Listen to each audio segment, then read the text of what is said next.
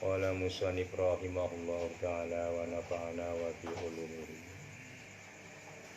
Qala berbicara Syekh Yai Hikam, pengarang kitab Hikam ini, Syekh Ibnu Athaillah. Kemarin telah kita mengulas membicarakan tentang masalah aslu kulli maksiatin wa ghaflatin wa syahwatin ridho anin nafs wa aslu kulli ta'atin wa yaqodatin wa ifatin adamu ridho minka anha. Aslu kulli maksiatin, asalnya setiap maksiat, wa ghaflah dan banyak luputnya kepada Allah, wasyahwatin dan kesenangan-kesenangan nafsu yang disebut syahwat, keinginan yang halus dari nafsu, itu asalnya ridho anin nafs, suka. Ridho mananya suka, rela dengan nafsunya sendiri, tidak mau berontak, tidak mau berusaha, tidak mau ikhtiar untuk keluar dari ajakan-ajakan nafsu yang betul-betul memaksa. Nafsu ini jangan dianggap ringan, beratnya luar biasa mengalahkan nafsu itu. Berkata, sering mengatakan, kalau tidak karena semata-mata kita berharap rahmatnya Allah, kita tidak mampu melawan nafsunya, kita tidak bisa. Coba aja bayangkan sendiri, ada keinginan dari nafsu, Pak, ya kita tetap kebanyakan mengikuti gitu. Kita banyak mengikuti keinginannya, melangkahkan semua badan ini untuk menuruti keinginannya. Dulu pernah dikatakan, kalau kita selalu terbiasa mengikuti keinginan-keinginan nafsu, lama kemudian nafsu merasakan nikmatnya, manisnya dari apa yang ia kerjakan. Artinya mengakar. Kalau sudah mengakar, obatnya susah obatnya. Kalau sekali kita berangkatlah gampang depan, sekali gampang terus menggampang-gampangkan begitu. Kalau tidak dipaksa, tidak ada perlawanan. Nah, perlawanan ini namanya niat, wujudnya niat berontak dari nafsu. Walaupun hakikatnya niat, wujudnya adalah memberontak prosesnya. Halnya itu memberontak. Faktanya melangkahkan kakinya, melakukan perlawanan yang tidak disukai oleh nafsu. Banyaklah sholat tepat waktu, mengaji. Tapi kebanyakan, makanya orang sholat banyak, melakukan ibadah, kewajiban itu sudah nyata, sudah jelas. Karena sebuah kewajiban, sebuah perintah, karena diperintah baru kita melakukan. Bukan tumbuh dari keikhlasan hatinya, itu sudah nyata pasti. Nah, mengaji ini sesungguhnya adalah fardu ain.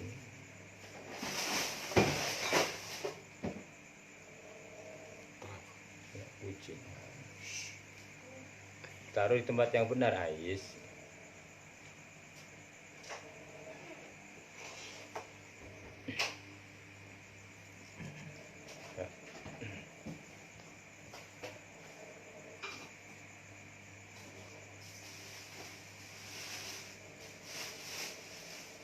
Teruskan.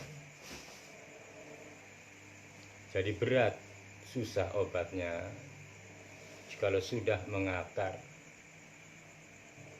sudah terbiasa merasakan nikmat, rasa manisnya daripada nafsu amarah ini. Karena terbiasanya melakukan sesuatu kebiasaan dosa, maka seakan-akan tidak berdosa. Itu yang dinyatakan susah obatnya itu begitu. Kalau rasanya sudah merasakan itu bukan sebuah dosa, maka terbiasa. Itu namanya, kalau orang Jawa bilang ngedeng, jelas, mencolok sekali.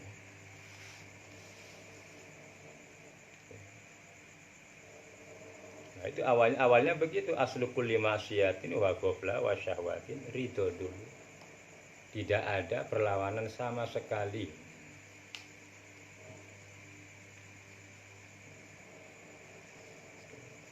Untuk melawan nafsunya. Banyak orang-orang alim fikih, banyak, ahli syarah banyak, pintar mereka. Tapi untuk memberontak nafsunya sendiri itu mereka enggak, rata-rata susah. Makanya banyak orang alim, tapi yang ridho dengan nafsunya itu banyak ya nanti setelah ini. Banyak itu.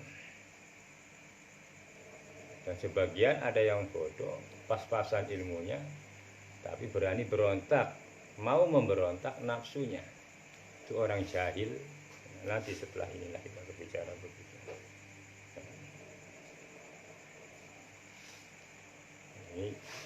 Ini mulai diri kita sendiri begitu. Nah, terus wa aslu kulli ma'ta'ati wa yaqadatin wa ifatin, asalnya setiap taat ya, itu adalah bentuk ibadah disertai antara dua perkara, batin dan zahir. Iman dan Islam berjalan, itu namanya taat. Kalau cuma hatinya aja namanya ingat, zikir. Doi cuma sekedar ingat, ada dalam hal. Kalau hal dan afal itu namanya takwa, taat. Taat begitu, ditunjukkan dengan perbuatannya, tidak sekedar niatnya begitu. Yang mana paling berat itu, paling beratnya tadi menuntut ilmu itu halangan, musuh pertama bagi nafsu, bagi setan. Nah, kalau sudah ada ilmunya, susah untuk dilawan setan itu. Bisa melawan orang-orang yang berilmu, tapi ilmu seperti apa dulu yang bisa dilawan. Gitu. Ilmu yang bermanfaat. Ilmu yang bermanfaat, ilmu yang seperti apa? Kemarin diterangkan sudah, ilmu yang sampai kepada Allah. Cara untuk mengingat kepada Allah itu ilmu yang bermanfaat. Sebanyak-banyaknya ilmu yang ia kuasai di dalam fuqaha, dalam fikih, caranya ibadah hanya sebatas dohir, tidak menyampaikan hakikatnya untuk sampai kepada Allah, maka kurang bermanfaat, bukan tidak bermanfaat. Dipakai bahasa halus kita, bahasa tidak bermanfaat kasar, kurang bermanfaat, karena cuma sekedar syariatnya saja, hakikatnya tidak sampai.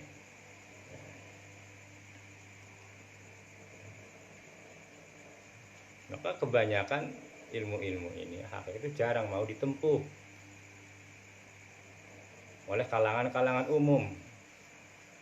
Entah mereka yang sudah mengerti syariat atau yang belum, itu rata-rata enggan untuk ditempuh.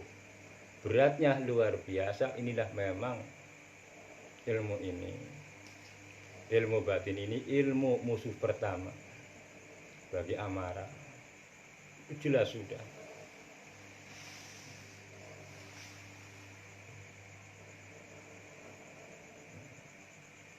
Di Darun Nafis dijelaskan bahwa Allah itu menciptakan manusia sebanyak manusia nanti ada yang dipilih.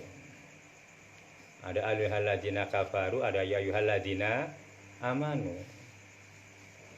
Orang-orang kafir banyak, umumnya kafir. Amanu itu pilihan. Nah, kafaru ini termasuk juga orang yang muslim ngaku Islam tetapi tidak mengetahui jalan menuju Allah, sehingga banyak kufurnya. Nah, ini kufur itu hukum bagi orang yang lupa kepada Allah. Nah, kalau hukumnya kufur, orangnya ini kafir, disebut kafir jindik. Paham? Ya gitu sudah. Kan berat begini. Makanya berat itu setan tidak mau. Hanya takut jika melihat orang alim tidur. Alim seperti apa dulu?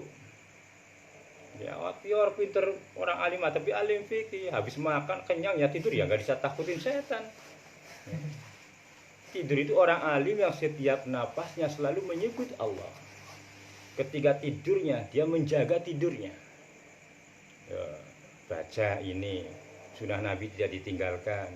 Lillahi ma fis samawati wa ma fil ardh sampai selesai. Kan Bapak pernah ngasih sama kamu ya.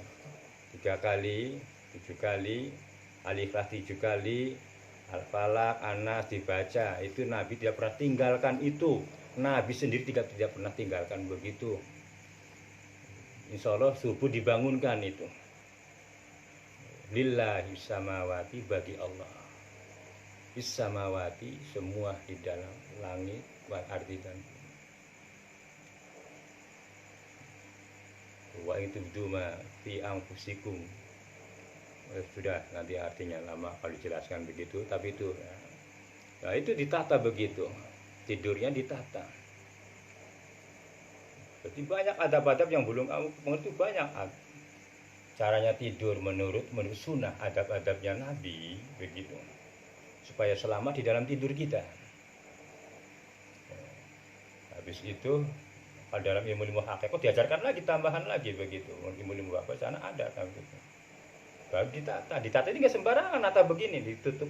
Karena kita mengerti hakikatnya, mengumpulkan sesuatu. Lah kalau orang syariat tidur itu berapa? Harus menghadap. Ya menghadap saja, tetapi tidak mengerti isinya. Akhirnya apa? Kosong. Ya setan ya lah, nggak ada apa-apa, ini orang niru-niru. Tuh, begitu. Kan beda. Orang yang mencontek dengan orang yang betul-betul sebagai pelaku. Kita ada, wah begitu kan. Nah ini ada artinya begini. Aku sudah ngajarkan ya. Tubdi, setiap napas itu membawa. Jadi tidak tentu kita harus menghadap ke barat. Mana yang banyak, disitulah kita menghadap. Di sunnahnya begitu. Tapi terkadang juga begitu. Ada baiknya menurut ilham dari Allah apa yang telah kita ketahui, pelajari ilmunya begitu. Harus menghadap kemana, kuncinya sudah kalian tahu begitu. Ya, tapi tinggal belajar terus. Sebelum kita lelap dan dibawa ke dalam alam tidur, terus ingat, berusaha untuk ingat. Nah itu tidur yang begitu yang ditakuti setan itu, yang dijaga. Terus usahakan tidur jangan membawa hadas. Tidur baru cebok ya. Aduh, males wudhu. Apa yang ditakuti orang kotor ya, sama-sama setan kurang lebih aku aja ini. Itu. Iya, Papu rajin bangun malam. Iya tahu bangun malam ya. Masuk ke WC, pulang lagi langsung tidur, ya apa yang ditakuti? Ya gitu. Bukan tidak dalam keadaan suci. Tuh kata Nabi begitu. Orang yang tidak dalam keadaan suci, ketika dia diambil, dikeluarkan dalam keadaan tidur, kondisinya sudah dalam keadaan suci. Tapi saya tetap dimandikan. Kita mobil. Jangan berharap tinggal dulu ya. Iya, iya, sucikan dulu kamu, bau air wudhu. Cuma 2 rakaat. Itu namanya sholatul lail atau sholat witir. Sebelum tidur sholat witir. Gitu. Itu sholat witirnya sahabat Abu Bakar begitu. Sholat witirnya sahabat Umar sekalian sama sholat tahajud. Tidur langsung begitu. Gak apa-apa. Dibiasakan begitu. Nah itulah mukmin namanya. Betul-betul mesra terhadap sholawat Nabi. Nah itu hakikatnya begitu. Mesrakan dirimu dengan sholawat Nabi. Orang-orang aku ahli sholawat, tukang sholawatan. Habsi wasana. Mesrakan diri kita dengan sholawat Nabi, maksudnya begitu. Ya lisan, ya perbuatan nabinya ya. Kita mesrakan dengan diri kita. Karena kita dia adalah bagian daripada nurnya Nabi ini yang masuk dalam kategori umatnya. Mudah-mudahan begitu insya Allah. Ada tanda-tandanya. Mana ada agama lain begitu? Enggak ada. Makanya nanti kalau sudah keluarga, waktunya main ada waktunya begitu. Ada harinya. Kamu jangan diri kuat terus, Win. Kamu jangan ngintai buat terus ya. Kamu sendiri ya nanti kalau keluarga begitu ada harinya, ada waktunya gitu. Aduh, masya Allah begitu. Seorang alim dirinya takut setan. Ya asal alim kubluk ya. Ya Anda jelas ya gitu. Ada kan alim namanya alim kubluk begitu, alim yang mengikuti kehendak nafsunya. Pinter tapi terkenal di masyarakat. Bisa mengais penghasilan untuk kepentingan pribadi banyak begitu. Sudah saya bicarakan begitu dulu. Ya, ini yang penting bagi kita begitu. Jadi aslu kulli maksiatin wa ghaflatin wa syahwatin, ini diperluas lagi. Itu ridha anin nafs. Wa aslu kulli ta'atin wa yaqadatin, ingat kepada Allah. Wa ifatin. Nah ini wa ifatin, ifat itu menghargai diri kita sebagai hamba yang dimuliakan oleh Allah daripada selain hamba yang lain, daripada makhluk yang lain. Maka aja nih kita dimuliakan oleh Allah, kenapa kita tidak memuliakan diri kita? Yang menjaga anugerah dari Allah itu, manfaatkan semuanya, usahakan semaksimal kan begitu. Pendengaran, kasih makanan yang nikmat untuk batinnya begitu. Pandangan kita begitu melihat bisa suhud, bisa itu namanya penyaksian untuk Allah. Nah itu baru kan, nah itu kan iman ini namanya. Makanya iman itu tidak bisa terlihat. Nah Islam nyata sudah mubin, ya. Nah iman tertutup, batin namanya. Tetapi ungkapannya itu kadang-kadang jelas, terungkap keimanannya lewat dohirnya, bahwa ia orang yang beriman.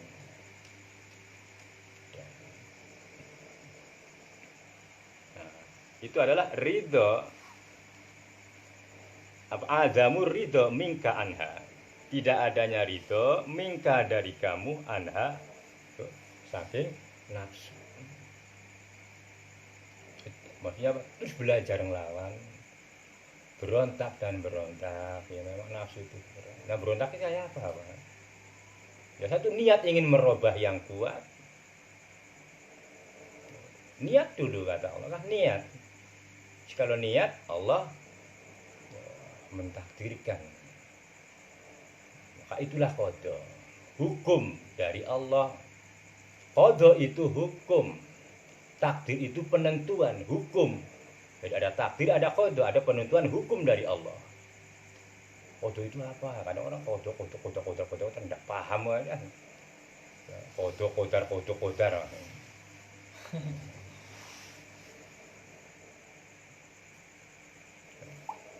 Qada itu hukum.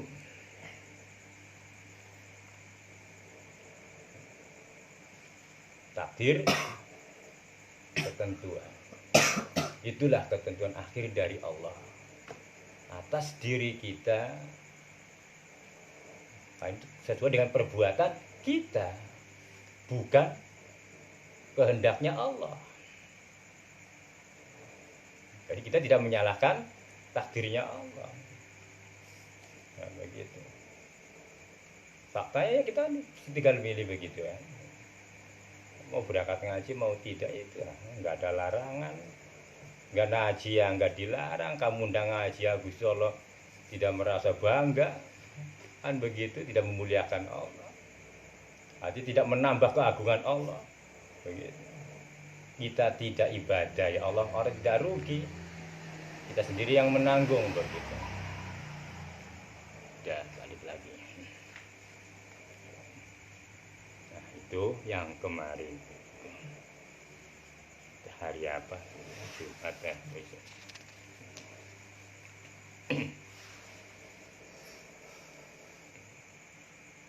Jadi ulasan ini mudah-mudahan menambah pengertian kepada kita. Ulasan yang kemarin kita mengevaluasi dari bab-bab awal begini untuk memperkuat supaya kita sadar, supaya kita mengenali nafsunya kita sendiri. Susah mengenali nafsu itu, apalagi mengenali nafsu. Kalau sudah diliput betul kita ini oleh amarah, kita tidak mengenali amarah kita sendiri. Rasanya benar semua apa yang dilakukan, begitu maknanya. Aku benar jari deh. Nah, makanya di sini dilanjutkan. Qala musannif rahimahullahu ta'ala wa nafa'ana wa bi ulumi.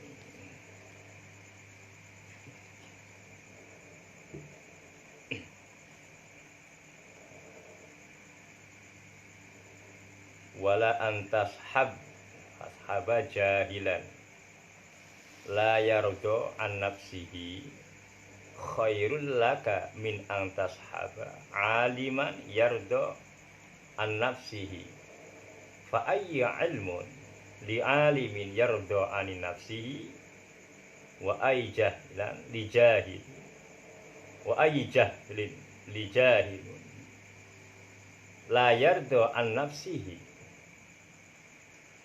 wala antashab, mestinya tuh, bersahabat jahilan karo wong bodoh, wong sing pas-pasan ilmu syariatnya tetapi layar do an nafsihi, tidak ridho dengan nafsunya. Nah, berkancaan, bertemanan dengan ilmunya orang yang pas-pasan ini bakat ini jangan dikatakan awam. Kalau sah ini mengatakan jahlin ya karena dia seorang aulia. Kalau dia mengatakan ya sudah begitu. Nah, itu namanya kita menata pembicaraan begitu. Halus. Jadi wala antashab jahilan, bertemanan dengan orang yang pas-pasan ilmunya di dalam syariatnya, tetapi layar do an nafsihi, tidak ridho dari nafsunya. Luar biasa. Itu khairul laka, lebih baik bagimu min antashaba aliman, dari bertemanan aliman dengan orang alim tapi yardo an nafsihi, yang ridho mengikuti nafsunya.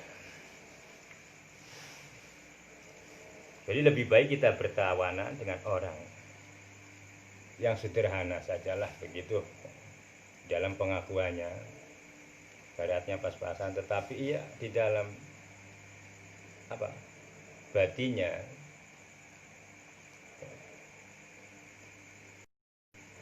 kekuatan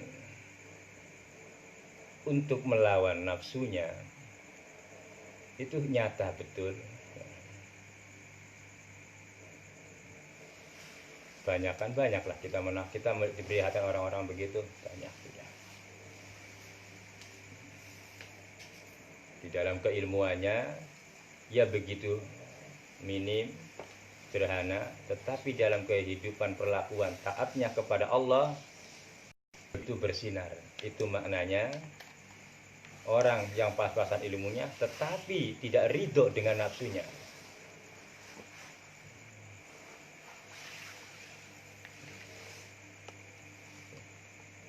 itu lebih baik kita berkawan dengan mereka.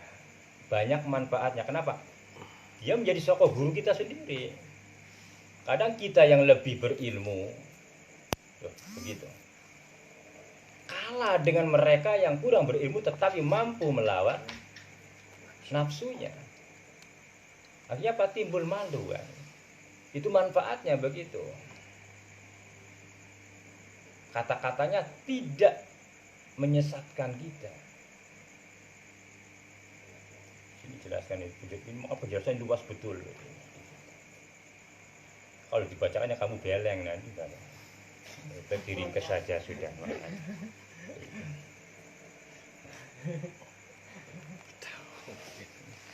Makanya ini fa ayya ilmu li alimin yardu an nafsihi. Tuh. Ya, bagaimana dibilang berilmu kan? Atau di mana ilmu? Li alimin bagi orang-orang alim yardu an nafsihi. Wong-wong sing ridho karo nafsune. Yang ridho dengan nafsunya, semua tingkah lakunya itu mengaku benar semua. Coba aja orang begini makanya kan mudah tersinggung. Salah Pak Haji, ngakunya karena dia merasa pintar, kan terkenal pintar. Udah dibilang, iya udah masuk, dibilang Ustaz di kalangan dikit salah-salahkan sama mobil, ngambek Bin. Terkutluk kamu.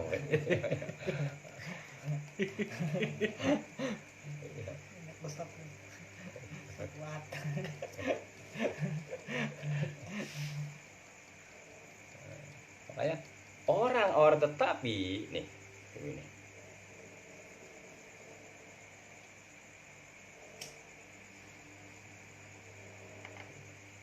Wa ayyin jahl, dan di mana jahlin bodoh, li jahilin layar do an nafsihi,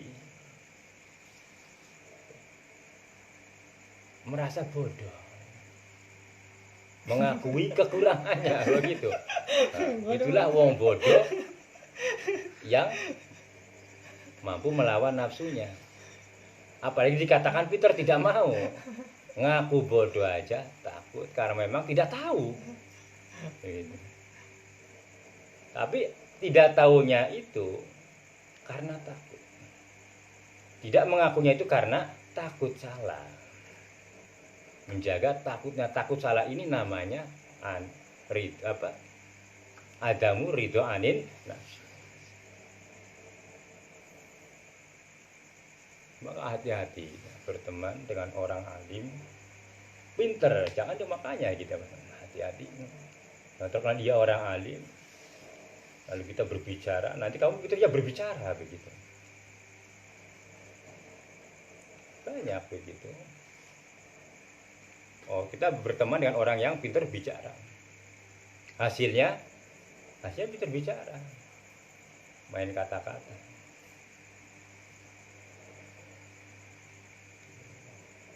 Bin, adzan itu ndak boleh keras-keras. Hukumnya haram. Ini main kata-kata itu. Bener nggak? Kamu jangan manduk-manduk aja, paham nggak? Udah gitu.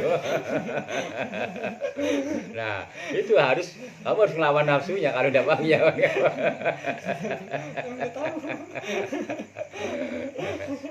Ya, begitu. Ya kan? Orang adzan ini keras-keras, hukumnya haram. Bisa-bisa dilempar sama orang, betul? Kamu jangan manduk-manduk aja, paham nggak ini? Ya, coba adanya Allah Akbar kan ya. Enggak keras-keras kan begitu. Ini main kata-kata begitu. Tapi kamu anggap pintar, wah iya ya. Oh, coba kalau ada orang adzan keras-keras ya dilempar gabluk ya. Adzan yang betul, adzan keras-keras ya. Makanya adzan keras-keras hukumnya haram. Apalagi pendek-pendek. Tahu lah. Ini baru nyangkut. Apalagi pendek. Adzan keras-keras saja haram, apalagi pendek-pendek. Yang benar Allahu Akbar. Nah, itu hujan. Itu orang kita sering berbicara dengan orang-orang kaya begitu dalam ahli kata-kata. Hasilnya kita ya pinter ngomong. Nah, pinter ngomong ini kadang-kadang ada niat ingin supaya orang menganggap kita pintar. Begitu. Supaya orang menganggap kita pintar berkata atau berilmu. Lama-lama begitu. Padahal ya itu tong bolong, tong kosong. Tidak begitu. Lebih baik kita bicara dengan orang alim yang bicara seadanya begitu. Orang bodoh yang berbicara seadanya begitu. Yang tidak menyesatkan kata-katanya. Orang alim kadang-kadang kalau alim ini tidak dekat dengan Allah. Artinya alim tidak dekat dengan Allah, alim yang tidak mau melawan nafsunya sendiri banyak menyesatkan kata-katanya. Kenapa? Ya dia sendiri tidak mau melawan amarahnya. Gimana mau tidak mau tidak sesat ya? Gitu. Carilah alim yang betul-betul dalam alim khusus. Ulama-ulama khawas. Kebanyakan ya, khawas maknanya khusus. Supaya menghadirkan ilmu-ilmu yang bermanfaat, kata-katanya menyadarkan kita kembali kepada kebenaran yang hakiki.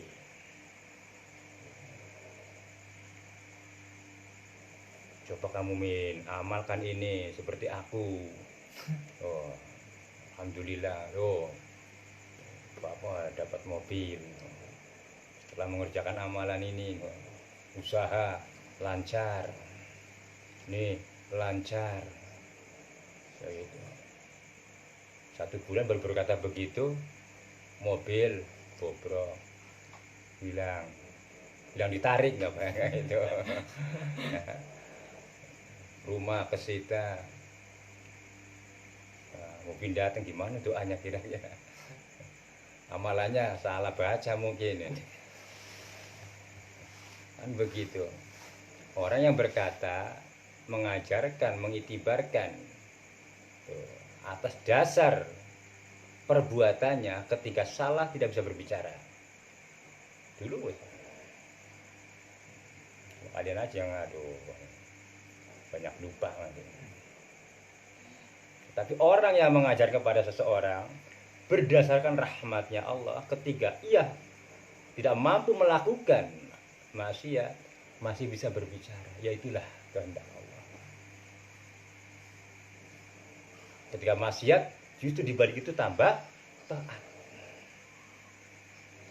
Tapi orang yang berpedoman dengan kekuatan mengandalkan ibadahnya sendiri untuk mengajarkan orang, mengandalkan kekuatan amalnya, namanya sum'ah.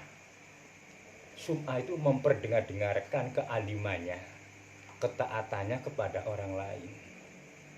Aku ini guru ngajar di sana sekian lama. Murid-muridku dulu itu alhamdulillah banyak yang sukses. Ya, jadi tukang bemo. Jadi pegawai BPU. Tukang isi air. Begitu. Aduh, itu sum'ah namanya. Memperdengar-dengarkan. Dulu itu sakit. Alhamdulillah aku terbacakan ini sembuh. Besoknya terjadi.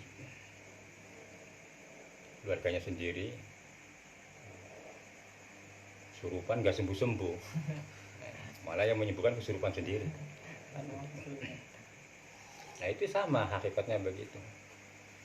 Dia menyembuhkan orang katanya meruqyah apa? Iya, orang kesurupan, tapi dia sendiri kesurupan tidak sadar. Paham nggak Bapak ngomongnya? Nah, inilah orang terlena dengan kata-katanya karena tergilas oleh pengakuan kepintarannya. Ini orang sum'ah, alim, bener alim. Dia bisa baca kitab, bisa syariat, bisa torekoh ngakunya itu.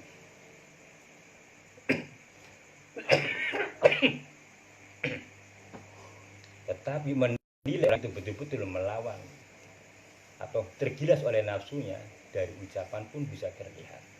Dari sum'ahnya aja kebanyakan begitu. Banyak diceritakan apa yang telah ia lakukan lalu berhasil. Pernyataan itu berdasarkan karena ketaatan dia kepada Allah. Alhamdulillah, sembuh, ini sembuh, ini sembuh, ini sembuh. Tidak sadar ceritanya itu mencerminkan bahwa dirinya tergilas oleh nafsunya sendiri. Apa ya nama sum'ah itu? Memperdengar-dengarkan amaliyahnya itu namanya kesenangan nafsu. Kan bodoh tidak terasa. Nah ini ada. Ya, kamu ini belajar tidak.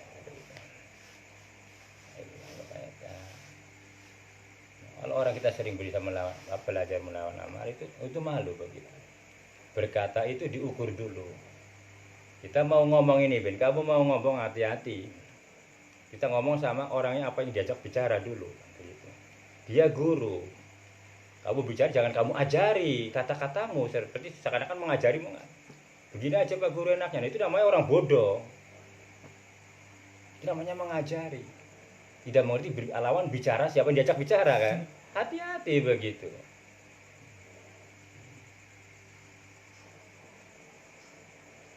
ini tanda-tanda begitu sudah. Kadang-kadang kan lupa begitu. Enaknya lu aja Pak. Begini. Kayak buat kemarin Pak, kedatangan orang Pak, Pak lewat belakang. Iya. Ya Allah. Ya. Tapi dimaklumi yang berbicara karena benar begitu. Itu benar itu ya. Kita melihat orang kayak begitu ngomong begitu benar. Isbatul amri ayinabu anhu. Jadi kita menetapkan perkara pada perkara yang ngomong oleh orang begini ya benar begitu. Ya ngatur ngajari Bapak. Mengawinkan ini ya itu begitu. Itu tanda-tanda begitu. Ada lagi nanti datang enaknya begini aja begini. Nah, itu artinya orang ngajari wong. Dia ngajar seakan-akan ngajari orang rasa tidak merasa bahwa dirinya adalah bodoh dalam pembicaraan, tapi tidak terasa. Itulah ilmu. Dari mana datangnya bisa kita mengerti begitu? Dari adamur ridho ani nafsi, belajar tidak ridho dengan nafsunya. Jadi kita tahan bicara dulu. Jadi kita dibutuhkan. Kamu punya pendapat apa coba? Nah, baru kita berkata. Atau kita persilakan dalam sidang meeting minta pendapatnya ya barangkali sekian lama tidak mau membuka ya kita buka untuk memancing. Tetapi dalam bicara itu kita hati-hati. Makanya ada doa di dalam kalangan orang-orang begitu. Nabi mengajarkan la ilaha illa anta subhanaka astaghfiruka wa atubu ilaik. Hati-hati. Suci akan hati nih ketika kita di dalam kondisi apa saja, di dalam pasar, jangan terpengaruh dengan apa yang kita lihat, semuanya diatur begitu. Kita bawa uang banyak, banyak musuhnya, uang itu banyak musuhnya kan. Iya, yang biasanya nggak ada jadi musuh semuanya. Aduh, apalagi ini ada sekarang kan segini aja bisa nyimpennya banyak kan. Ya, kertas kecil sekarang, tapi bisa ajaib, bisa nyimpen uang. Itulah makanya apalagi bumi yang gede begini begitu keluar emasnya nggak kewadaan, kertas kecil aja itu kertasnya itu kalau masuk plosno keluarnya lain merah hijau, astagfirullahaladzim nggak keluar digedor. Itu ya itu apalagi bumi ya Bi. Iya, mencukupi untuk menghidupi apa penghuni bumi ini. Allah begitu. Tapi ada itu adalah tahlukul amlakul khaliqun. Antum tanziruna amnah nuzariun. Allah yang menumbuhkan, Allah yang menciptakan itu. Ya mari bareng-bareng lagi begitu ya, dan kita hati-hati betul pertemanan, melihat kata-kata, mengukur, menimbang, tetapi jangan dijadikan sesuatu pembicaraan kepada yang lain juga kita yang mengerti pada ukuran yang mencegah orang-orang yang betul-betul zuhud, betul-betul waro, takut kepada hukum, itu namanya waro. Zuhud maknanya kecil, tidak terlalu cinta kepada dunia, itu zuhud. Itu sama-sama mereka adalah adamur itu ani nafsi, orang tidak suka yang tidak suka dengan nafsunya begitu. Kita bisa menilai gitu. Nah, ini sekedar bertambah pengalaman saja di dalam ilmu ya. Allahu Akbar. Tapi jangan mengatakan orangnya begitu. Berarti kamu bodoh, kacau itu bapak. Berarti kamu ya bodoh juga begitu. Ngatain orang bodoh berarti ya bodoh. Kecuali untuk pelajaran, dasar goblok. Gobloknya mantep betul ini. Jelas. Ya kalau kata-kata itu keluar dari nafsu bukan untuk mendidik, ya pada saya sama saja lebih goblok yang mengatakan begitu. Aduh, Allah Akbar. Ya. Ayo qala musannif rahimahullahu taala Allahumma sholli ala sayyidina Muhammad. Mau nambah enggak ini? Ya khairulnya malah live lagi ya anak itu. Menyentuh saya. Selingin bertanya enggak apa-apa? Non, nanti dulu.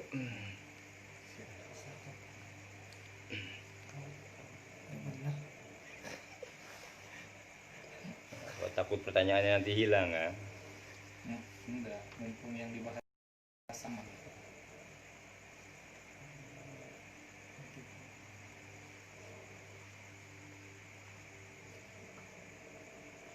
Oh, ini terbalik ya. Memang ganjal.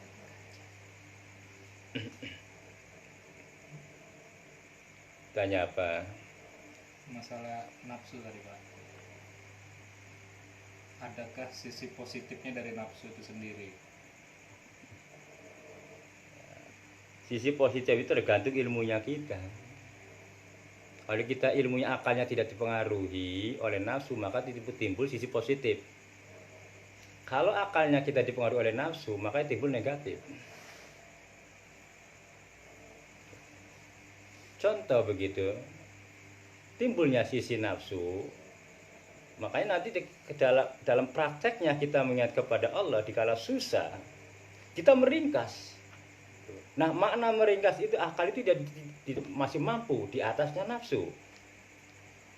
Sungguh maha kuasa Engkau ya Allah, menghadirkan kehidupan di dalam jiwa ini berbagai kehidupan. Nafsu yang Kau ciptakan yang tidak mampu hamba lawan sungguh luar biasa. Itu akal begitu. Tadi mengakui kondisi nafsunya. Itu positifnya di situ. Kita mengakui kita tidak mampu melawan nafsu kita. Ada nafsunya. Tetapi nafsu itu pun ada manfaat. Ditempatkan di mana nafsu itu? Ada. Tidak semua nafsu itu dikatakan jelek. Yang penting makanya akal ini bisa menempatkan, bisa mengatur nafsu itu. Nah, itu timbulnya sisi positif. Makanya nafsu dikasih bagian kan. Ada sesuatu yang dilakukan oleh nafsu tapi halal menurut agama. Pernikahan. Karena nafsunya manusia begitu kan. Mengalahkan nafsunya binatang. Maka dikasih tempat perbuatan hukum yang diperbolehkan oleh hukum, oleh agama untuk membuang nafsunya itu. Ya itu bernikah tujuannya supaya menahan gelora syahwat. Yang biasanya menghayal, kayak mungkin kan belum menikah menghayal gitu. Kayak kata menghayal ukti-ukti ya. itu bisa, makanya itu ada tempatnya begitu. Apalagi semangat untuk kerja dibutuhkan nafsu. Tetapi akal terus berada di atas. Mana salah, mana benar, akal tetap memimpin. Tapi dibutuhkan gerak, semangat itu nafsu. Ditempatkan pada tempatnya begitu. Itu sisi positifnya. Selagi akal kita tidak dipengaruhi oleh nafsunya. Tetapi akal itu, nafsu itu yang dipengaruhi oleh akal, yang diatur maksudnya begitu. maka semuanya kan menjadi positif gitu kan. Enak keterangan. Wah, ini Pak. Kalau Pak Buk dengar enak ini. Wah, ya wis. Ini penataan ilmu jiwa namanya begitu. Ya, orang punya kepintaran bikin bom. Tapi untuk apa bom ini ya? Bisa positif, bisa negatif. Gitu. Senjata ada manfaatnya. Terkadang juga digunakan juga tidak untuk suatu madorot. Ya karena nafsu. Ketika senjata itu bermanfaat karena akal ini kuat. Semuanya begitu berjalan.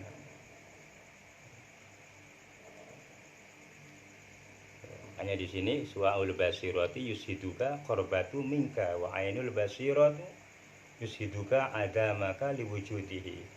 Aduh sayangnya ini kenapa ada yang berangkat. Mau terperluas betul penjelasannya. Ayo sedikit aja qala musannif rahimahullah taala. Sallallahu sayyidina Muhammad. Su'aul basirah. Nah ini biar kamu mengenal mana su'aul basirah itu akal.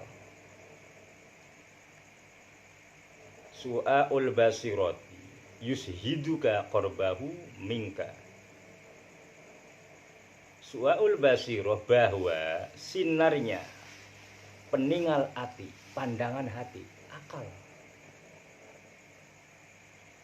Bukan ini ya. Ini untuk syahadat, penyaksian lewat penyaksian lihat ini ma'rifat. Terus lewat ini baru yang melihat adalah ini. Gitu. Makanya su'aul basiro bahwasanya sinarnya pandangan hati itu yushiduka korbahu memperlihatkan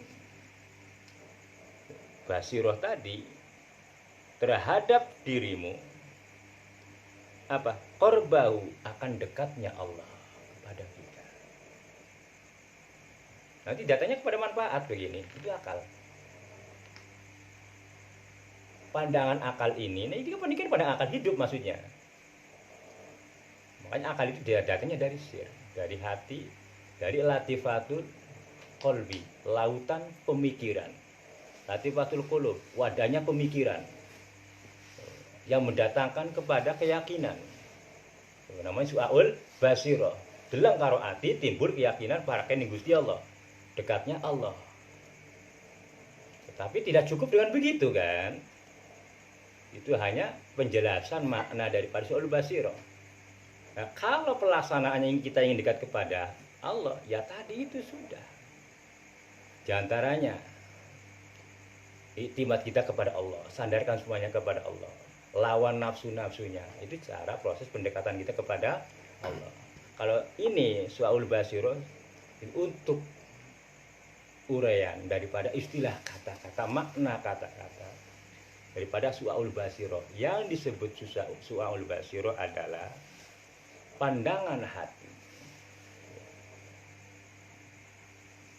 Yushiduka yang memperlihatkan akan dekatnya Allah kepada kita. Dekat semua sekarang. Ini tidak ada sesuatu, semuanya ada yang mewujudkan adalah Allah. Udah dikasih gitu aja. Ringkasnya begitu aja. Jangan banyak tersusun. Jangan banyak istidlal. Pakailah istidlal.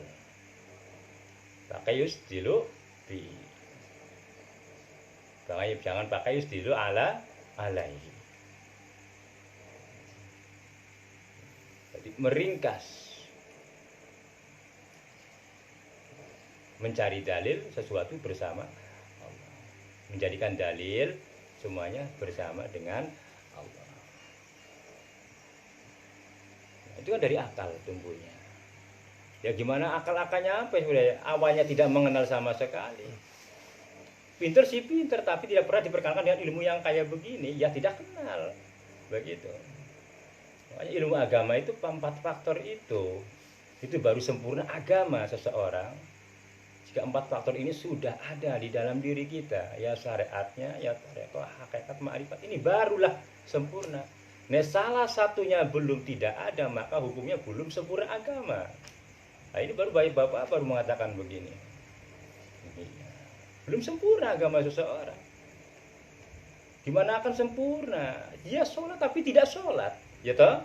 Syariatnya ada, pintar, hukumnya begini, hukumnya begini, tapi sholatnya tidak pernah sampai kepada Allah. Ya tidak sempurna secara agama.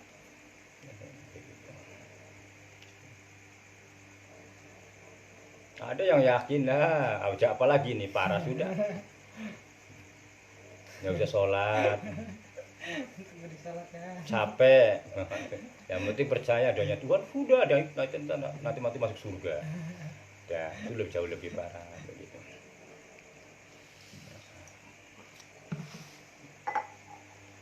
Toreko suluk berjalan dengan memakai wirid macam-macam, tapi masih tersandung oleh sesuatu selain daripada Allah. Orang masih kena begitu, masih kesandung. Baca ini supaya mendapatkan surga, itu repot. Baca wirid sekian, supaya hidup mulia, carinya hidup mulia di dunia. Masih kesandung begitu, itu repot. Tapi kalau sudah ke hakikat yang sebenarnya, hapuslah itu mereda, hilanglah di dalam keinginan niatnya. Maka sampailah kepada hakikatnya. Namanya Sidratul Muntaha. Itu namanya betul-betul mi'raj, kita mulus. Gitu. Nah, setelah itu baru pandang. Nah itu baru paham, nanti ma'rifatnya dekat kan begitu, sampailah kepada ma'rifatnya. Oh, iya ya Allah, iya hebat subhanallah itu. Mau gini aja begini kayak. Dulu zamannya Firaun enggak ada ya begini. Tahu adanya apa? Jangan kan Firaun, zamannya Belanda. Orang-orang kan ya, pakainya oncor. Tuh. Baru lahir senter tahun berapa itu baterai. Ya Allah, Gusti meringkas supaya enak akan ya. Dulu perahu didayung. Baru Spanyol mengadakan pabrik kapal, zaman Utsmania. Pabrik kapal sudah ada, zamannya Spanyol itu. Orang-orang mengatakan zaman Swat itu salah besar. Itulah di Spanyol dulu, Islam dulu mengadakan pembikinan pabrik kapal. Kincir itu Islam Muslim dulu. Itu kejayaan Spanyol itu. Ortodok berdiri. Ya, itu ya Allah, itulah menjulangnya sinarnya Al-Qur'an itu. Teknologi mulai tumbuh dari situ, baru mengembang sampai lahir mobil. Dulu mobil kayak mobil-mobilan, nggak jelas. Lah orang bikin eksperimen kapal aja terbang jatuh lagi, tapi tidak kapok jatuh lagi. Akhirnya hal-hal kita sekarang begitu. Allah terus, tapi ada niat. Gitu. Tapi hakikatnya ya Allah yang mewujudkan begitu. Nah sekarang tinggal kita cari uang, bayar 1 juta, nyampe di Jawa. Nggak usah cari ilmu terbangnya, susah. Begitu. Masya Allah, itu hakikatnya sudah begitu. Makanya setiap geraknya seorang Rasul itu adalah wahyu ilahi. Kata-katanya Nabi itu adalah bimbingan Allah. Kalau orang tidak percaya dengan hadisnya Nabi, kufur hukumnya. Jangan dia. Para aulia aja menjauhi begitu, makanya dia mensucikan supaya jangan terkena ucapan-ucapan yang bersifat dusta.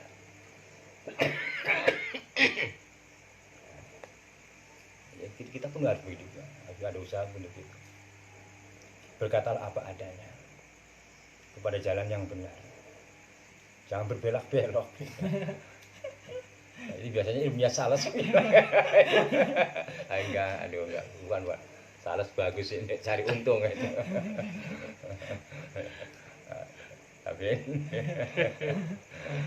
ilmunya sampai jangan apa, akalnya jangan sampai dimarahin kan, berbelok-belok kan. Ada cara jabatan kan bisa juga berbelok-belok kan dulu. Kadang-kadang yang ihdinas siratal mustaqim malah yang terang-terangan malah itu diangkat derajatnya. Nah, ini orang jujur, ini orang berbelak-belok. Tapi anggapnya berbelak-belok itu selamat, ini ternyata akhirnya tidak selamat begitu. Ya, itu kita berusaha betul dengan begitu. Jadi ngobrol sama teman itu kira-kira ucapan kita yang bermanfaat. Kita ngobrol sama saudara kita, usahakan ucapan kita itu bermanfaat, membantu dia, mengarahkan dia, termasuk kita juga. Kita hati-hati dengan pembicaraan yang kita keluarkan begitu. Ini supaya ada nilai sisi ibadah kita kepada Allah. Jika telah tidak berguna, tidak ada fungsi, ya sudahlah, diam begitu. Fungsikan kata-kata itu sesuai kebutuhan. Jika tidak ada butuhnya, tidak dibutuhkan kata-kata kita itu, tidak usah berbicara. Maka berbicara kepada sesuatu yang tidak dibutuhkan itu mubadir. Akhirnya senang dongeng, senang cerita. Oh iya, enak. Akhirnya lama-lama gibah orang. Itu sudah pasti. Itu pasti sudah ujung-ujungnya orang yang bicara ke sana. Banyak omong itu. Gak tahu, pasti jangan diri sama Fuad ya. Ya sudah begitu. Usahakan begitu. Gitulah malam hari ini, alhamdulillah banyak penambahan. Ini belum selesai nanti ya, belum selesai. Wa ainul basiro yusiduka adama kali wujudihi nanti. Sholat malam Selasa kita lanjutkan sambil ada hari-hari jangan. Kalau Allah menghendaki itu, mudah-mudahan Allah menyampaikan kita sampai pada usia hari yang akan datang. Yang penting bertambah berkah hidup kita dari hari ke hari begitu. Dalam kesenjangan yang seperti kayak begini, dalam kondisi yang begini, kita masih punya rasa tawakal kepada Allah, tidak lepas, tidak putus tawakal kita. Arti tawakal kita apa? Kita mengerti ini adalah ujian dari Allah begitu.